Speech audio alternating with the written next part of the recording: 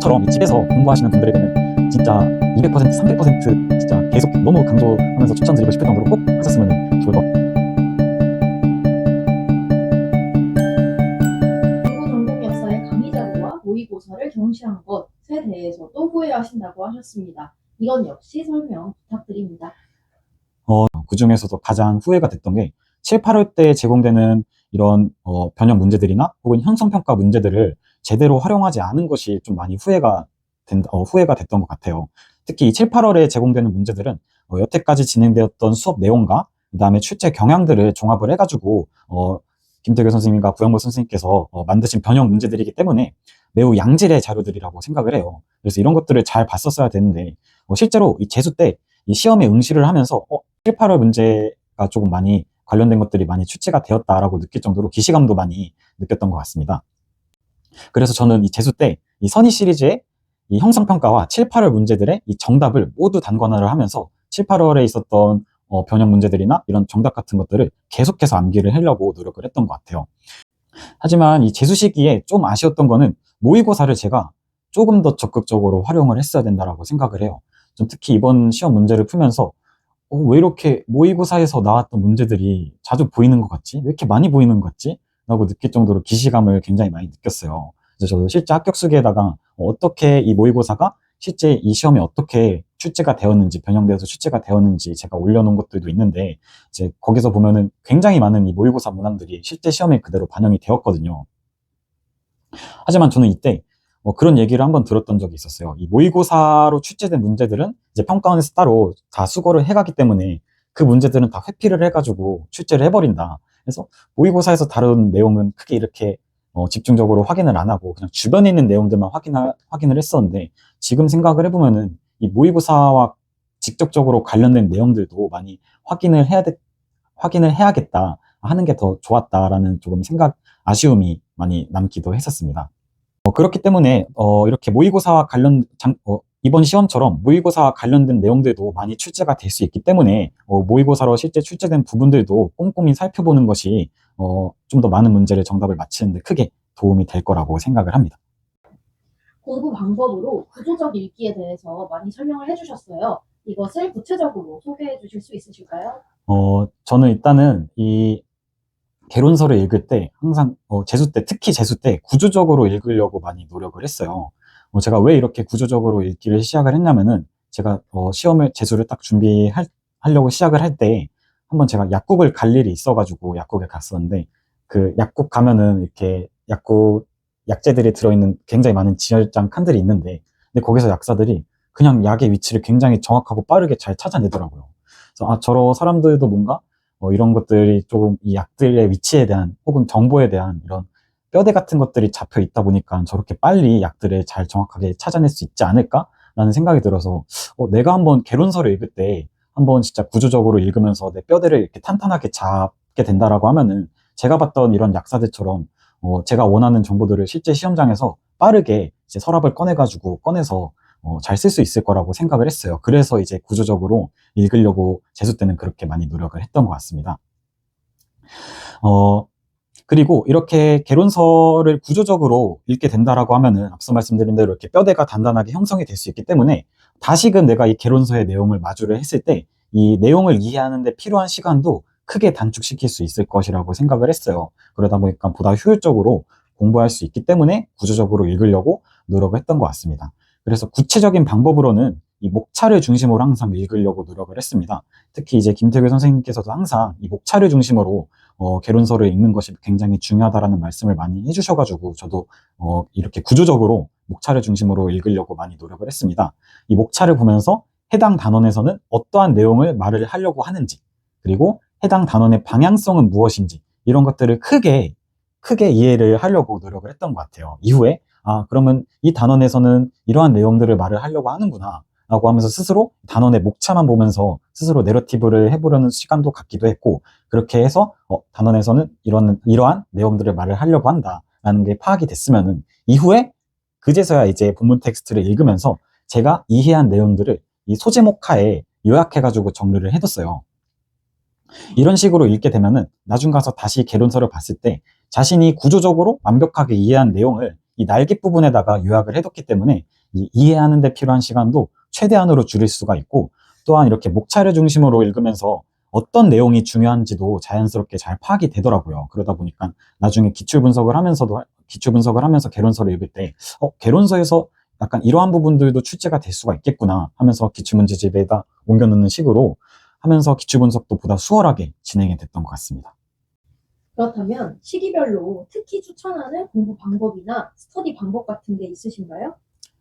저는 일단은 공부 관련한 스터디는 크게 많이 하지는 않았지만, 그래도 몇 가지 스터디를 한 것들을 소개를 드리자면은, 저는 일단은 1월부터 11월까지 진행했던 스터디 중에서 가장 저에게 엄청나게 많은 도움을 줬었던 스터디가 이제 생활 스터디였었어요. 저는 이제 구름이 캠 스터디 어플이라는 것을 활용을 해가지고 생활 스터디를 했었는데, 한 9명에서 10명 정도로 스터디원들을 카페에서 모집을 해가지고, 다 같이 자신이 공부하는 장면을 화면을 켜놓고, 자신이 공부하는 장면을 실시간으로 송출을 하면서 이 공부를 하는데 조금 강제성을 많이 부여를 하려고 했어요. 그래서 이렇게 생활 스터디도 그냥 자신의 공부 장면만 다른 사람에게 보여주는 게 아니라 규칙 같은 것도 설정을 했어요. 예를 들면은 매일 최소 9시간 이상 공부하기. 그 9시간 이상 공부하지 못하면은 이제 스터디 인원수만큼 벌금도 내게 하기. 약간 이런 식으로 규칙 같은 것들도 설정을 하면서 강제성을 부여를 했기 때문에 저는 집에서 공부함에도 불구하고 마치 독서실에서 혹은 도서관에서 공부하는 것 같은 느낌을 지속적으로 받았어요. 그리고 아무래도 같은 이 김구 전공 역사 카페에서 생활 스터디원들을 구했다 보니까 같이 이렇게 공부를 하면서 서로 많이 의지도 하게 되더라고요. 이렇게 생활 스터디는 매우 굉장히 좋은 동기유발 요소가 될 수 있기 때문에, 혹시 저처럼 이 집에서 공부하시는 분들에게는 진짜 200%, 300% 진짜 계속 너무 강조하면서 추천드리고 싶을 정도로 꼭 하셨으면 좋을 것 같다라는 스터디라고 생각이 듭니다.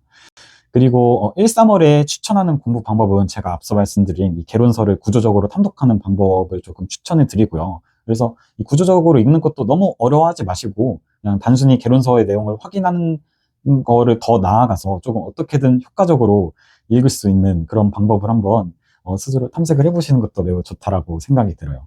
그리고 4, 5, 6월 때는 이 개론서하고 기출분석 스터디를 진행을 했어요. 그래서 이 개론서 스터디 같은 경우에는 매주 일정 범위를 정해놓고 그 개론서 범위를 읽으면서 이 개론서에서 출제가 될 만한 부분들은 어디인지 이렇게 예상 문제들을 만들어 놓고 그거를 문답 형식으로 진행을 하는 스터디를 진행을 했어요. 왜냐면은 특히 기출분석은 자기가 예상을 한 부분도 굉장히 중요하지만 남들이 예상을 한 부분을 들어보는 것도 굉장히 유의미하다고 생각을 해요. 그러다 보니까 저는 원래 공부를 하면서 따로 이렇게 스터디하는 거를 잘 좋아하는 편은 아니었었는데, 이 4, 5월만큼은 다른 사람의 생각을 들어보는 게 굉장히 중요하다라고 생각을 해서 그때만큼은 이렇게 개론서 스터디를 진행을 했던 것 같습니다. 그리고 개론서 스터디를 하면서 동시에 기출분석 스터디도 했어요. 그래서 기출분석 강의를 듣고 나서 이 기출문제를 또 이렇게 봤을 때 또다시 이 강의에서 다뤄지진 않았지만 또 다르게 조금 변형되어서 출제가 될 만한 부분들은 어디인지 이런 것들을 한번 다 같이 정보를 공유를 하는 과정을 겪다 보니까 스스로의 이 기출 분석을 하는 시각도 기를 수 있지만 다른 사람의 시각도 보면서 이 기출 분석을 하는 시각을 보다 더욱 넓게 넓힐 수도 있고 또 자신이 놓친 부분도 확인할 수 있기 때문에 4, 5, 6월 때는 이 개론서하고 기출 분석 스터디를 하는 것은 좀 많이 적극적으로 추천해 드리는 편입니다. 그리고 저는 1월부터 11월까지 추천드리는 공부 방법으로는 퀴즐렛 어플을 활용을 하는 거를 조금 추천을 드리고 싶어요.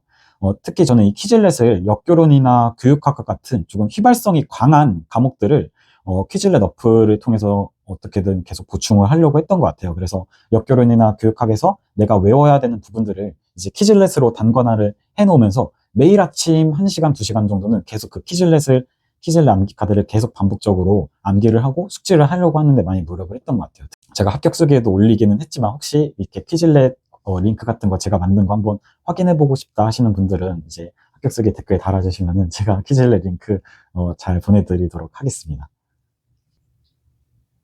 2차 준비를 정말 열심히 하셨다고 들었습니다. 수업 실연, 수업 나눔, 면접, 각 파트마다 추천하는 핵심 준비법이 있으시다면요? 일단 수업 실현 파트에서 총 5가지를 추천을 드리고 싶은데, 일단 첫 번째로 저는 일단 2차를 올해 준비를 할 때 스터디를 제가 만들어서 운영을 했었어요. 그래서 이 스터디를 만들 때 우선적으로 이 스터디의 방향성을 정립을 하려고 노력을 했습니다. 어, 제가 생각했을 때, 물론 각자 기준이나 관점이 다르겠지만, 제가 생각했을 때 2차 시험의 본질은 감히 생각하건대, 어, 기본만 잘 지켜도 무조건 붙는 시험이라고 생각을 했었어요. 그래서 여기서 말하는 기본은 시간하고 조건만 잘 지켜도 어, 안정적으로 합격할 수 있다라고 생각을 해가지고 저는 그래서 어떤 2차 수업 실현을 준비할 때 조금 뭐 기교를 부린다던가 어떤 장치를 추가하려고 노력하기보단 이 시간하고 조건을 어떻게든 잘 지키려고 많이 노력을 했던 것 같아요. 근데 제 이러한 방향성을 같이 해주시는 2차 스터디 선생님들도 다들 동의를 해주셔가지고 각자 이렇게 생각이 맞아가지고 이 방향성을 정립을 하다 보니까 어느 순간 이제 스터디가 조금 흐지부지해지는 시기 때 다시금 한번 일깨워줄 수 있는, 일깨워줄 수 있는 좋은 요소가 될 수 있기 때문에 특히 저처럼 스터디를 운영하시는 분들은, 우리 스터디가 추구해야 될 목표는 뭔지, 방향은 뭔지 이런 것들을 정립을 하시는 게 매우 좋을 것 같다라는 점을 말씀을 드리고 싶고요. 그리고 두 번째로는 이 스터디의 규칙을 정하는 게 매우 중요하다고 생각을 해요. 이제 특히 2차 준비를 하게 되면 아무래도 이제 감정 싸움이 굉장히 많이 발생할 수밖에 없더라고요. 자신의 수업을 누군가에게 평가를 받다 보니까 순간적으로 감정이 상하는 일도 많이 생기고, 그런 얘기들을 종종 주변에서 많이 들었기 때문에, 이러한 불필요한 감정 소모를 방지하기 위해서 스터디 규칙을 굉장히 철저하게 설정을 해놨어요.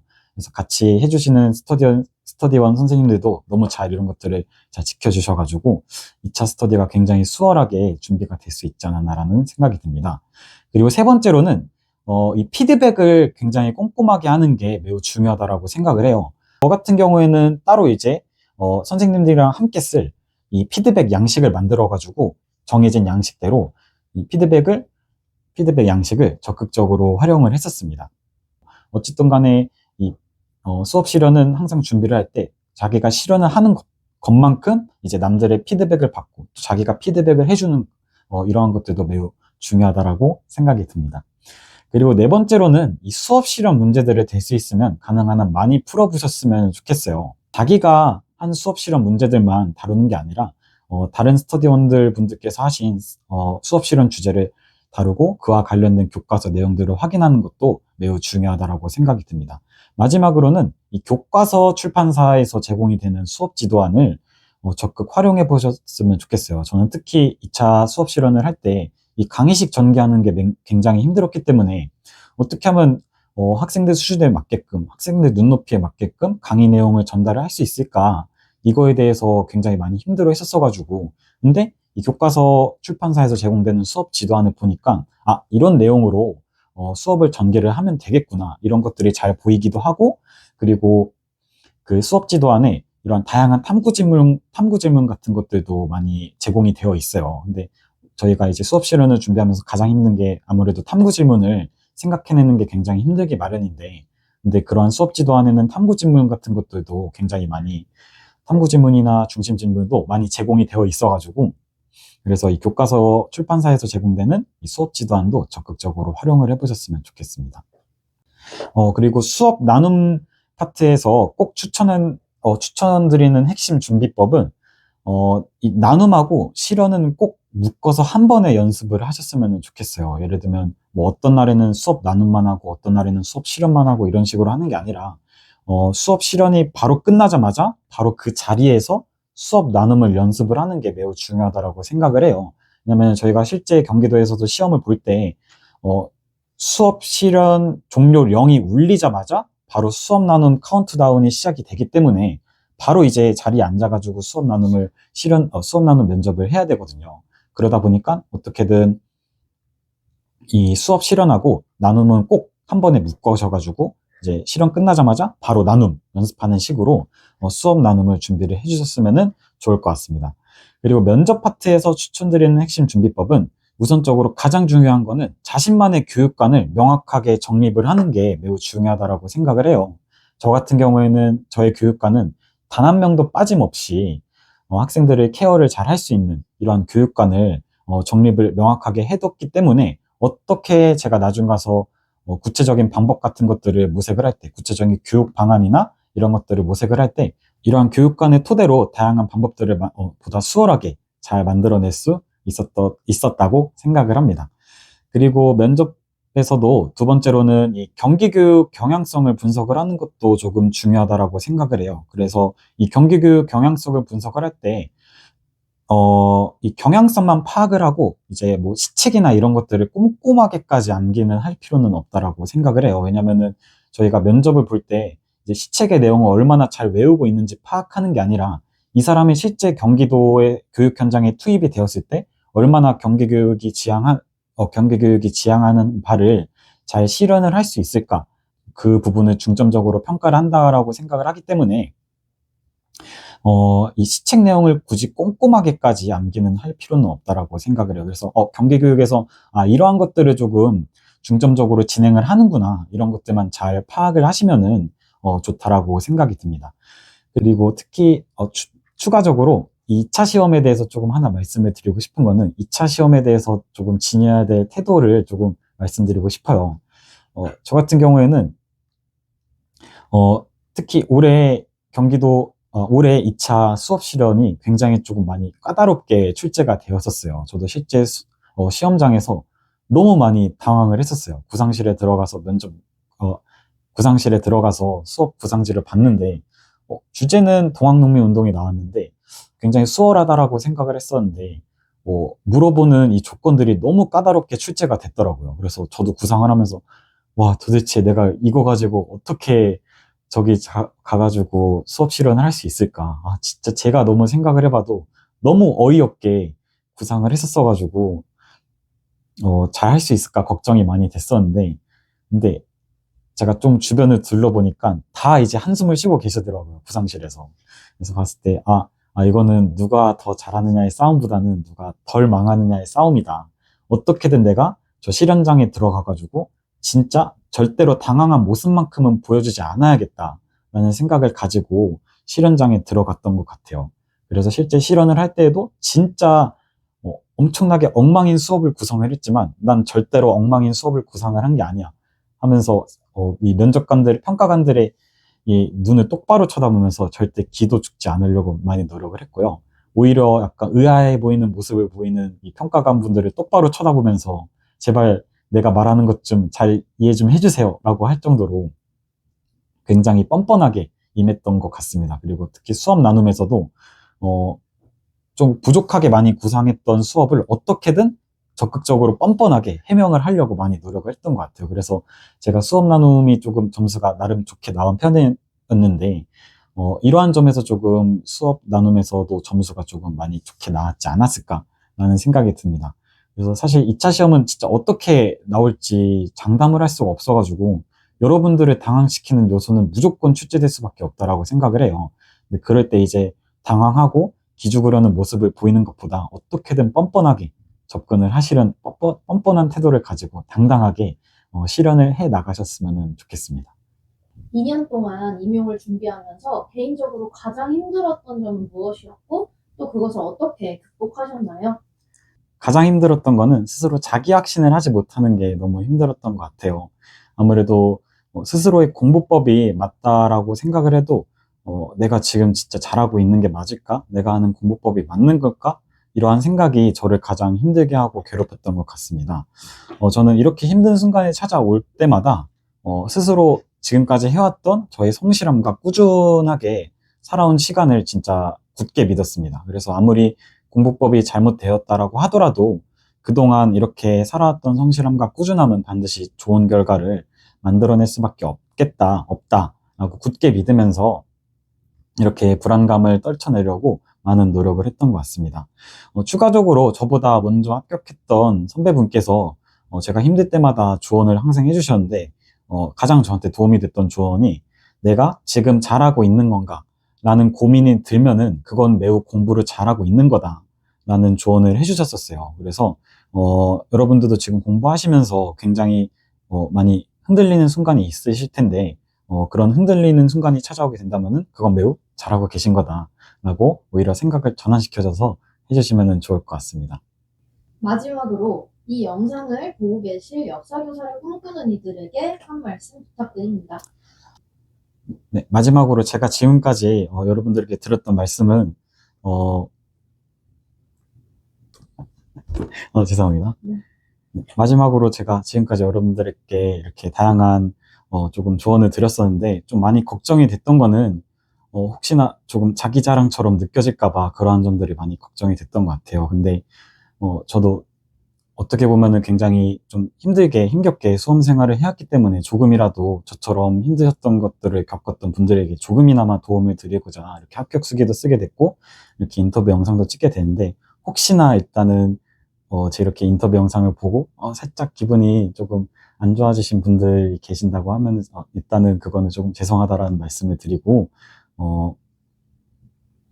그래서 항상 모든 것들을 생각을 해봤을 때 완벽한 거는 없는 것 같아요. 저도 당장 생각을 해보면은 지금 와서도 이렇게, 이때는 조금 이렇게 하는 게 더 좋았을 것 같다라는 생각이 들 정도로 합격을 하고 나서도 그런 생각이 든다는 걸 보니까 어디서든지 이런 완벽한 공부법은 항상 없는 것 같아요. 그래서 항상 이렇게 완벽함에 대한 욕심은 조금 벗어 던지시고, 어, 여러분들이 지금까지 이렇게 해오시는 이 꾸준함과 성실함을 믿고 계속해서 여러분들이 꿈꾸시는 그 역사교사를 계속해서 상상해 나가시면은 꼭 좋은 결과가 반드시 찾아올 거라고 저는 굳게 믿고 있습니다. 그래서 혹시나 나중 가서라도 도움이 필요하신 분들 있으시면 따로 이제 연락을 주시면은 저도 이제 많은 도움을 드리겠고, 진짜 먼 발치에서 진짜 여러분들 이렇게 많은 분들께서 노력하시는 거 정말 항상 존경스럽다라고 생각을 하고, 정말 멀리서도 정말 많은 응원을 드리도록 하겠습니다.